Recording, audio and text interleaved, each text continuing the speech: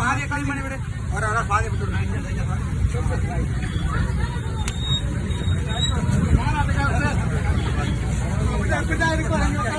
அண்ணே அண்ணே அந்த பைக் எடுங்க பைக்